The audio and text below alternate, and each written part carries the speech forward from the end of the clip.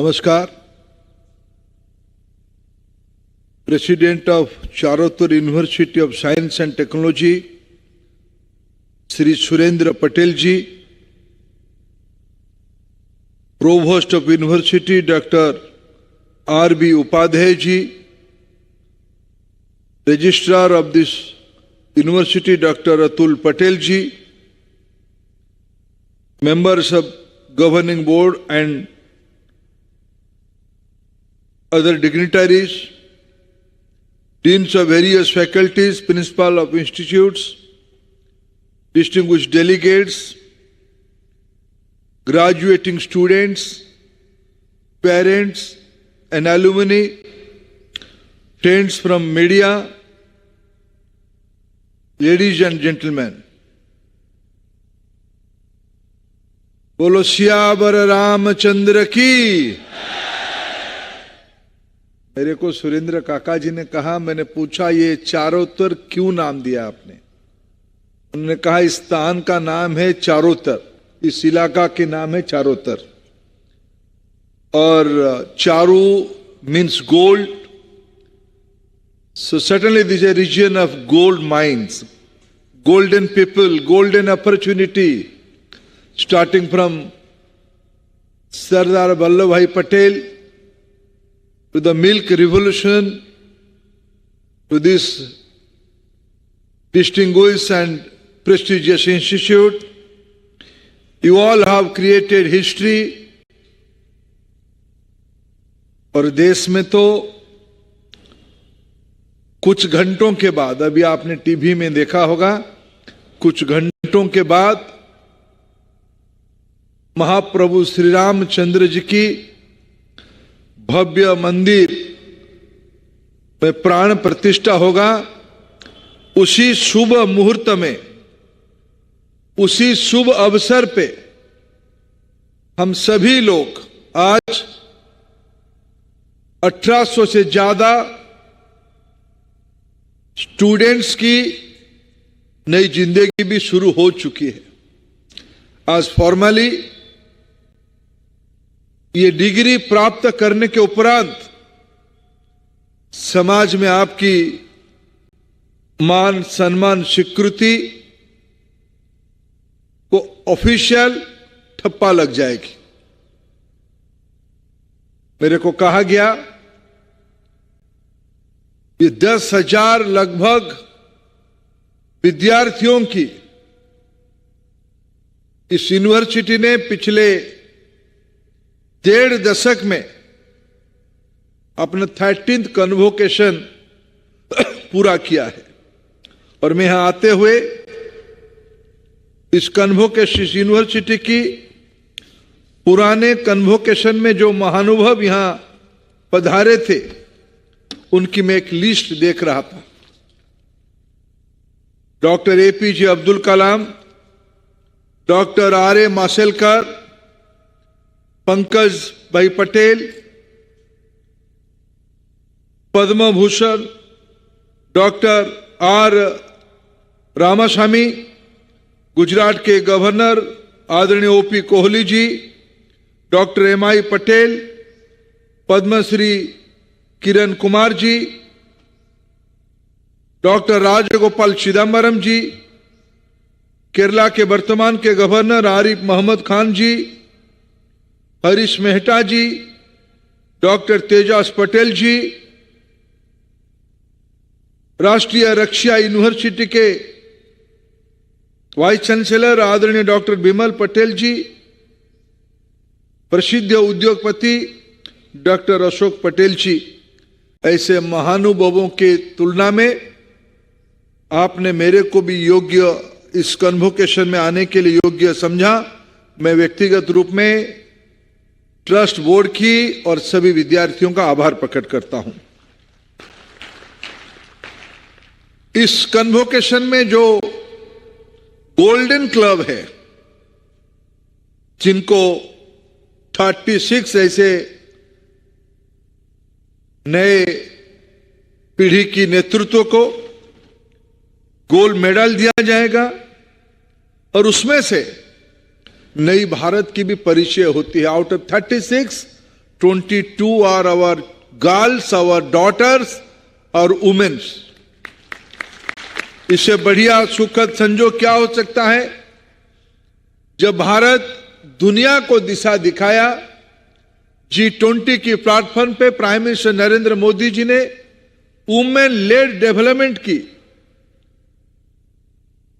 Global Clarion call दिया और भारत में नारी शक्ति बंधन अधिनियम को पारित करके महिला सशक्तिकरण की, वुमेन एम्पावरमेंट की एक बहुत बड़ी मिसाल स्थापित किया है।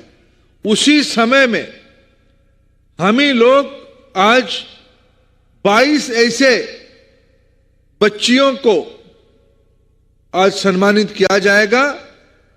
मैं आश्वस्त हूं भारत की प्रधानमंत्री जी के आह्वान,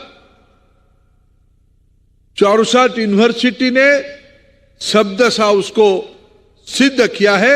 मैं आप सभी को बधाई देता हूं। मित्रों, जब मैंने कहा सरदार पटेल जी की नाम लिया, आनंद की नाम लिया, आज भी आनंद दुनिया की तथाकथित चमक दमक से बाहर है। आनंद में इरमा है, आनंद में व्हाइट रिवॉल्यूशन की एपिसेंटर है। आनंद ने देश को एकीकरण करने की प्रेरणा दिया था। ऐसे एक ग्रामीण पृष्ठभूमि में जिन महानुभावों ने इस यूनिवर्सिटी की कल्पना किया, यह सच में सम्मान की पात्र है, प्रशंसा की पात्र है। इस मिल्क कैपिटल को आने वाले दिनों में ज्ञान की कैपिटल बनाना, नॉलेज कैपिटल बनाने की यह यूनिवर्सिटी बहुत बड़ा कैटलिस्ट की काम करेगा, यह मेरा पूरा विश्वास है। इसलिए गुजरात सरकार ने आपको सेंटर ऑफ एक्सीलेंस भी घोषणा किया है। इस यूनिवर्सिटी की मान्यता धीरे धीरे एक 2010 से शुरू हुआ। 13 साल की यूनिवर्सिटी को नैक में A+ की मान्यता मिले, ये अपने आप प्रसिद्ध प्रमाणित करती है इस यूनिवर्सिटी के एकेडमिक क्रेडेंशियल क्या है। मेरे को कुछ समय अवसर मिला आपसे रूबरू मिलने के पहले, आपके principles, head of the department, deans, academic leadership को मिलने का अवसर मिला। मातृ मंडल कहा जाता है मैनेजमेंट बोर्ड को, उन महानुभावों को भी मिलने का मेरे को अवसर मिला। मैं भारत सरकार की ओर से आपका आभार प्रकट करता हूं। देश में 1100 यूनिवर्सिटी और उस इक्विवेलेंट इंस्टीट्यूशन चलता है। मैं निसंदेह कह सकता हूं चारूसाट उसमें से एक सर्वोत्तम यूनिवर्सिटी है। यह उसकी अपने आप में एक परिचय है। आपने बहुत सारे विभागों में 70 से ज्यादा कोर्स आप चलाते हैं। विशेष करके अप्लाइड एरिया में इस यूनिवर्सिटी की एक अपना चरित्र बना हुआ है। साइंस एंड टेक्नोलॉजी की विशेष करके जो अप्लाइड पार्ट है, प्रधानमंत्री नरेंद्र मोदी जी कहते हैं डिग्री 21वीं सदी में महत्वपूर्ण है, लेकिन डिग्री से ज्यादा कॉम्पिटेंसी ही महत्व रखता है। Degree is important but competency is much more of degree. आज ये यूनिवर्सिटी शुरू से ही एक अप्लाइड कैरेक्टर को बनाते हुए रोजगार सृजन और रोजगार के लिए योग्य व्यक्ति निर्माण करने के लिए आपने परंपरा बनाई है, माहौल बनाई है। मित्रों, आज हम ऐसे ही एक संदिक्षण में पहुंचे हैं। देश आजादी का 75 साल पूरा किया है।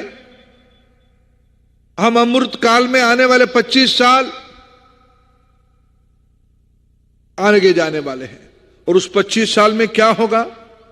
उस 25 साल में जो आज यूजी के स्टूडेंट जिसकी आयु मुश्किल से 20 प्लस माइनस 1 और 2 होगा, प्लस ही होगा।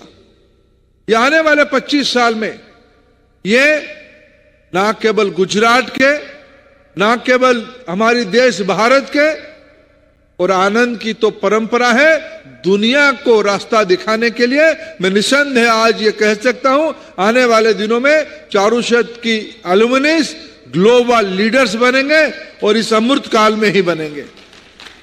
भारत विकसित होगा। विकसित भारत के लिए आज देश मन बना चुका है।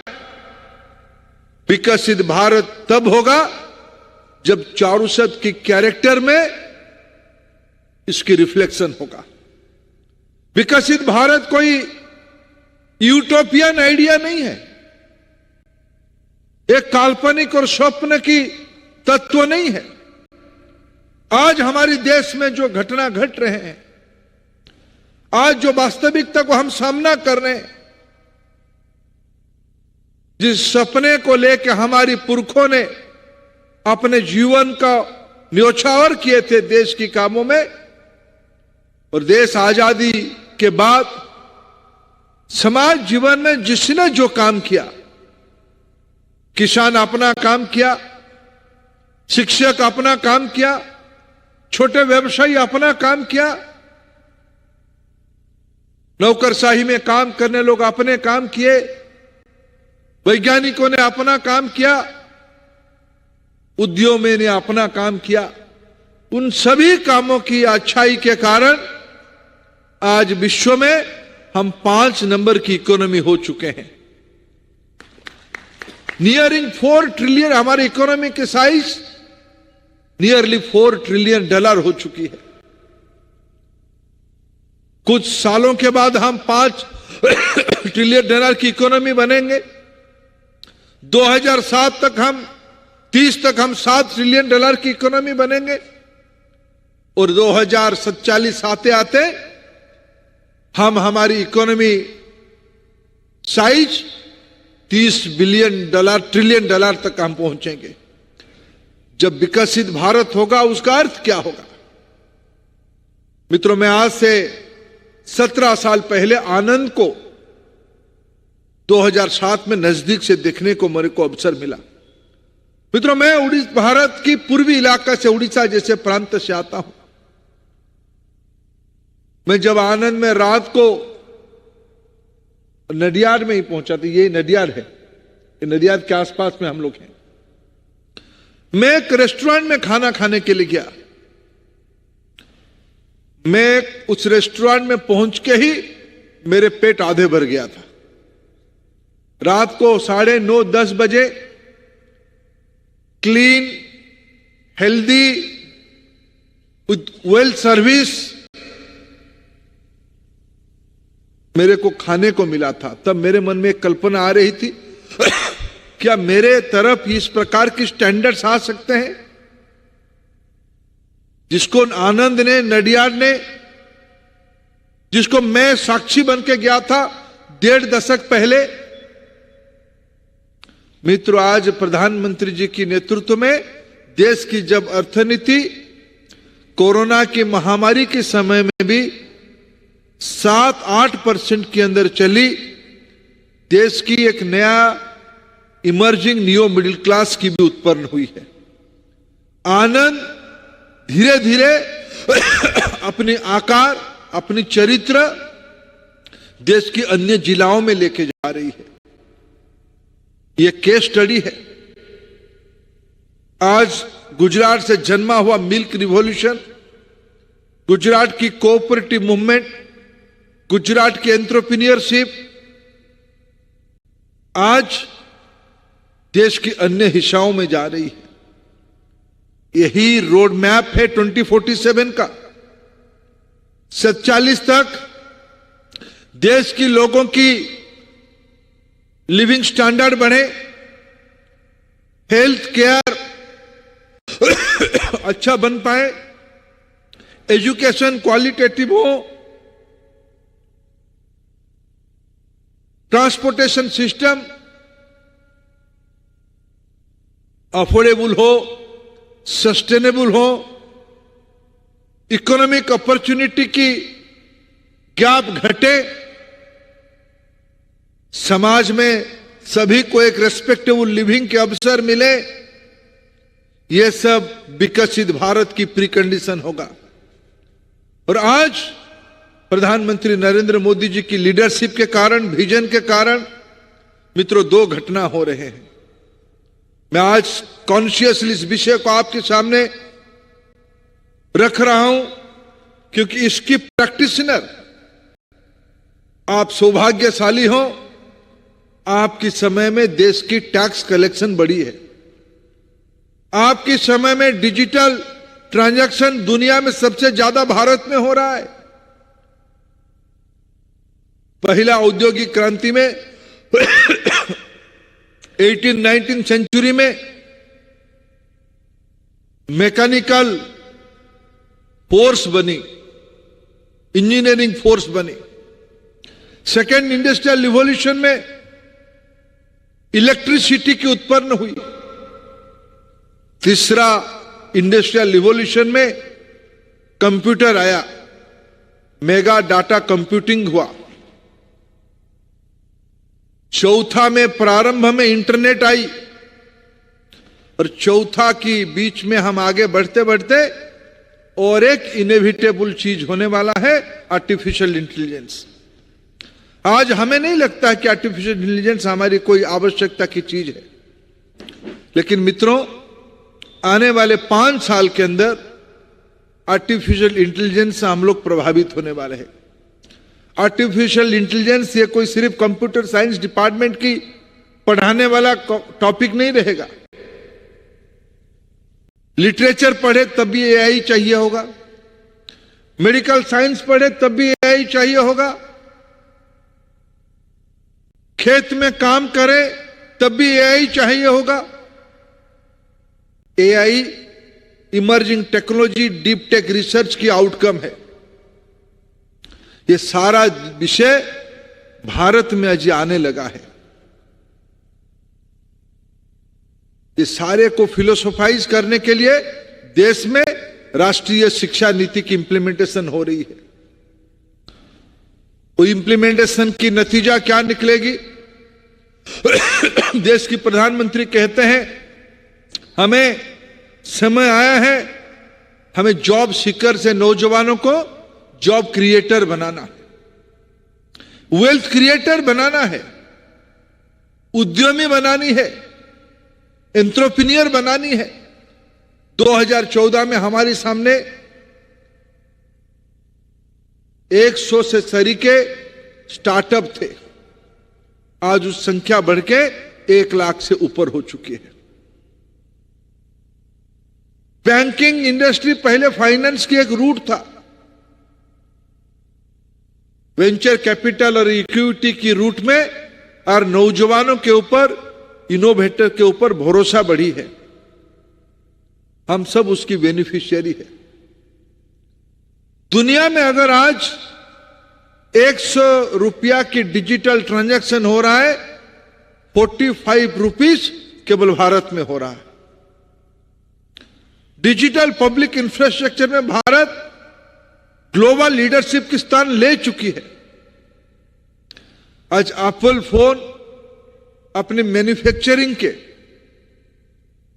12% भारत से करने लगा है। सेमीकंडक्टर आने वाले दिनों में हम सभी के लिए एक अत्यावश्यक वस्तु बनने वाला है। और संयोग देखिए, सेमीकंडक्टर की एक मेजर कंपनी माइक्रोन इसी गुजरात की धरती में पहुंच चुकी है। उसके आपके साथ क्या संपर्क है? मित्रों, मैं स्पष्ट देख पा रहा हूं, जिस आनंद को मैं 1.5 दशक पहले देखा था, आज ग्लोबल डेवलपमेंट में गुजरात आप सभी के इंटेलेक्चुअल कैपेसिटी के कारण, इनोवेशन के कारण, रिस्क टेकिंग एप्टीट्यूड के कारण देश की अन्य भागों से कम 2 डिकेड्स आगे रहने वाले। ये यूनिवर्सिटी उसकी कैटलिस्ट है। आज आप जो समाज जीवन में जाओगे, एक नई जिंदगी में प्रवेश करोगे, जब आपको डिग्री देने की पहले, ओथ लेने की पहले आपके अंदर एक लहर वाक आया, ये आपकी आखिरी वाह एज ए स्टूडेंट है। अभी कर दीजिए, और एक बार कर दीजिए, करिए एक बार थोड़ा। जो स्टूडेंट जब कैंपस से जाता है उसके एक चीयर्स होता है ना, एक चीयर को और एक बार मैं देखना चाहता हूं आप में कितना उन्माद है, कितना दम है।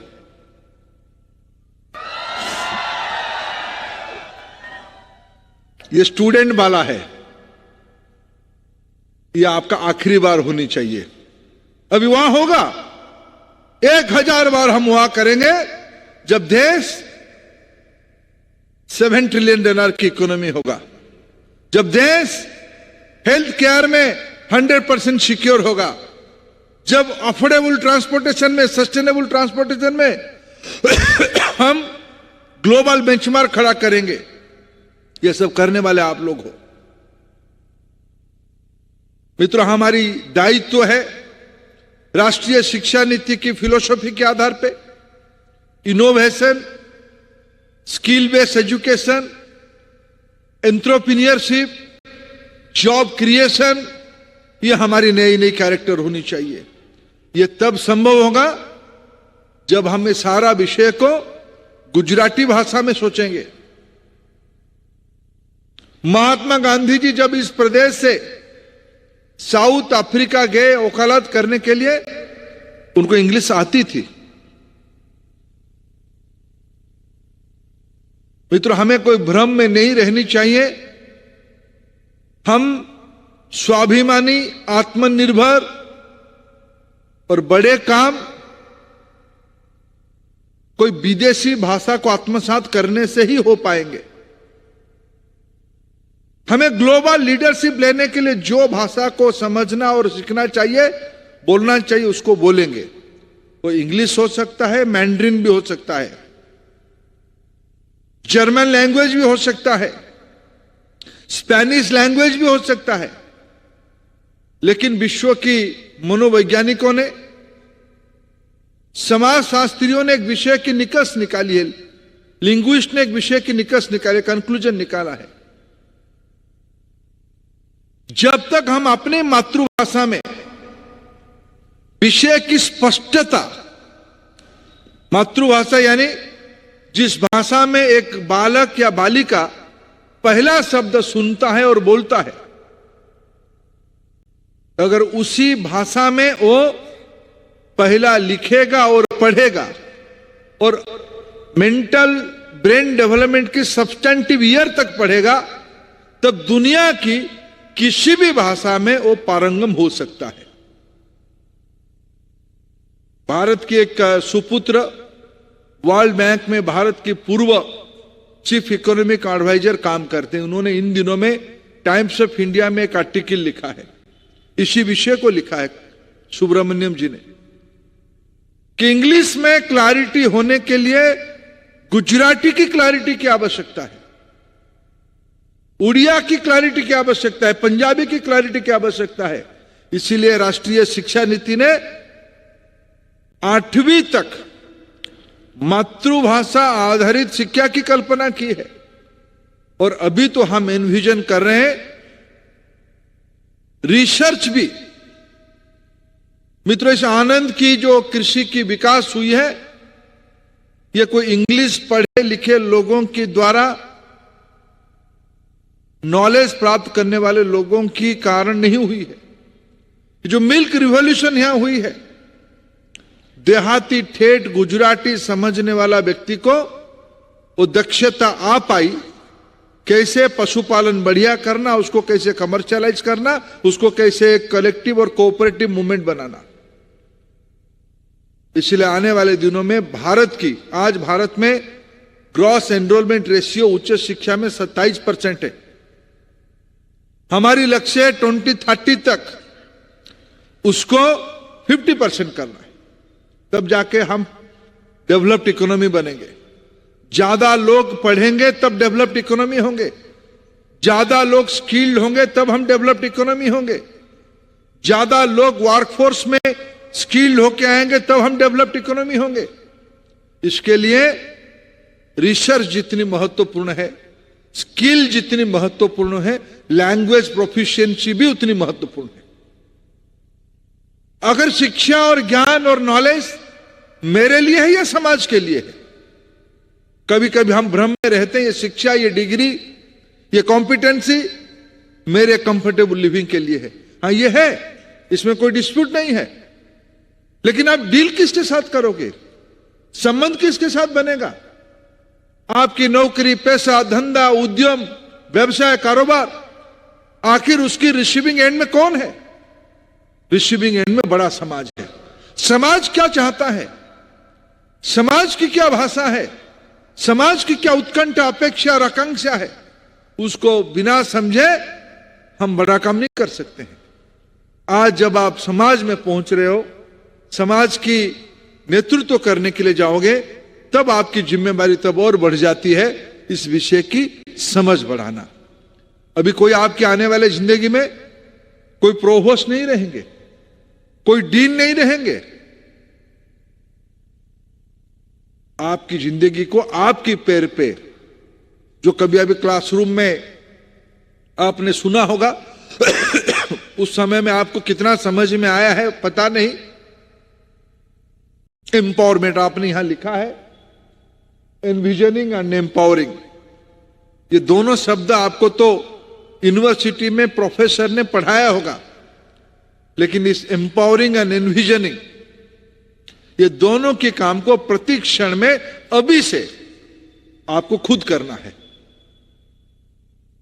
लेकिन उसमें से एक थोड़ा बारीकी का समझ अगर आप बना पाएंगे, तब जाकर हम डेवलप्ड इकोनॉमी हों। बारीकी का समझ यह है,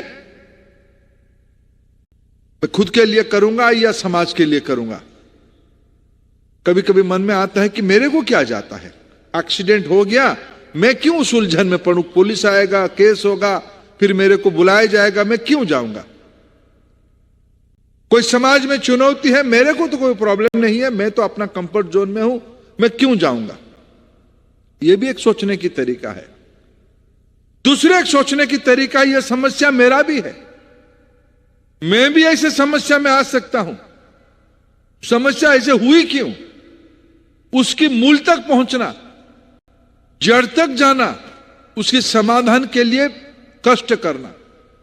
सरदार वल्लभ भाई पटेल, महात्मा गांधी, मोरारजी भाई देसाई, आज के प्रधानमंत्री नरेंद्र मोदी जी ने दूसरे रास्ता अपनाया।